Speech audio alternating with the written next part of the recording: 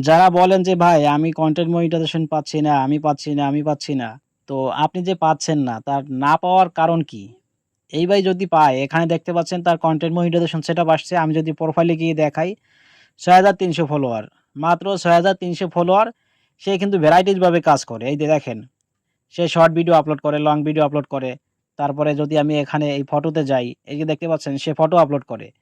সবকিছু তার নিজস্ব। একদম রিয়াল অর্গানিক সবকিছু তার নিজস্ব ফটো, ভিডিও সবকিছু রিয়াল।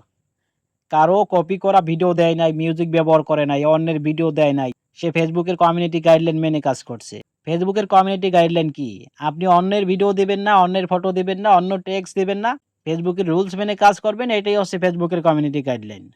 আপনি গাইডলাইন মেনে কাজ করেন, রুলস অনুযায়ী কাজ করেন। তাহলে আপনাকেও কনটেন্ট মনিটাইজেশন দিবে, 100% দিবে। দিবে না কেন? 100% দিবে। তবে ধৈর্য ধরে কাজ করতে হবে। অনেকে বলেন যে, "ভাই আমি ২-৩ মাস কাজ করছি, ৬ মাস কাজ করে আসছি, আমি এখনো পাই নাই।" তার মানে কি? আপনি হাল ছেড়ে দেবেন? যদি হাল ছেড়ে দেন তাহলে কখনোই আপনি সফলতা পাবেন না। সফলতা পেতে হলে অবশ্যই আপনাকে ধৈর্য ধরে কন্টিনিউ ভাবে কাজ করে যেতে হবে। হাল ছাড়া যাবে না। আপনি ২ মাসে পান নাই, ৬ মাসে পান নাই, আপনি পাবেন। অবশ্যই আপনি পাবেন। হয়তো আপনি ধাপে আছেন, আপনি হয়তো সিরিয়ালে আছেন।